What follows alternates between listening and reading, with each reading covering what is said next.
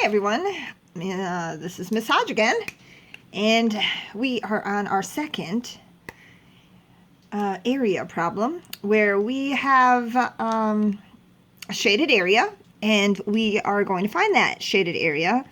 But as you notice, we have expressions as the side lengths here. So we are going to have an area in some type of algebraic expression as a final answer. So this is our second problem of our video explanation here.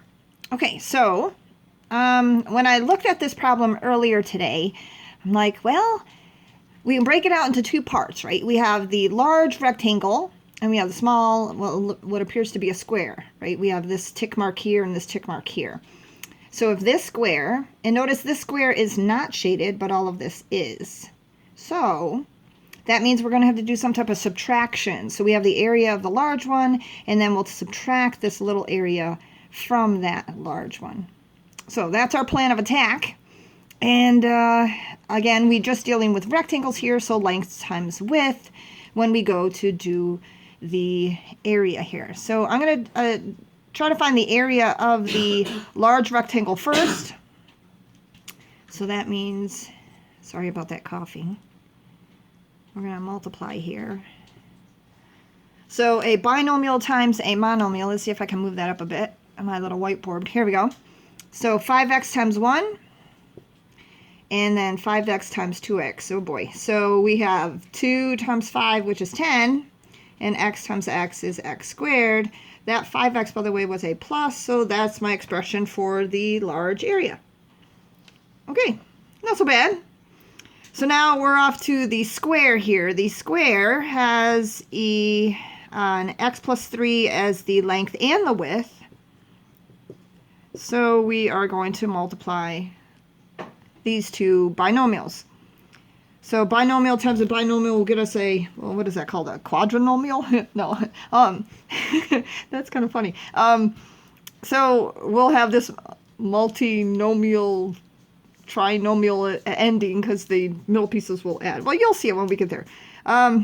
So 3 times 3, 3 times x, and then my automatic 0, x times 3, and then x times x, yeah, x squared. Oh boy, I forgot my little pluses here. There I go. And when I go and add those together, I have a 9 and a 6. There's my little plus and my x squared. So, oh, you can't, sorry. There's my little plus. Okay, so it looks like this is so much bigger than this, doesn't it? Like, oh geez. But not really. This is just, it has 3 terms in it and this only has 2. But if you notice my leading coefficient of my x squared of the largest power here, so that's a 10.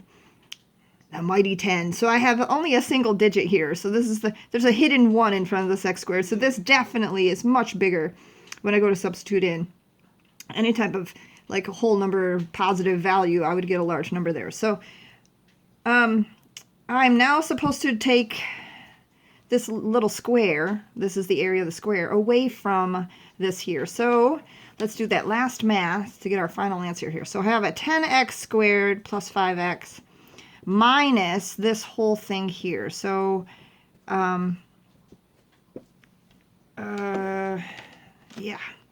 So don't forget, all of these are going to now have a negative because I'm going to then distribute here.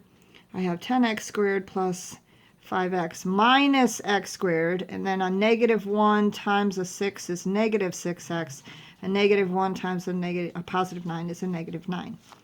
All right, so now I have my terms here. I now have like terms. 10 minus 1 x squared will get me, let's see, 10x squared minus 1x squared, well, 9x squared. And then a 5x minus a 6x will get us a negative 1x. And there's no other coefficient there. You're just left with that lonely little negative 9 at the end. Oops, sorry about that. All right, so here we are. And our final answer for the shaded area of that rectangle minus the square up here is 9x squared minus x minus 9. All right, so that is my second area problem. maybe onto a third.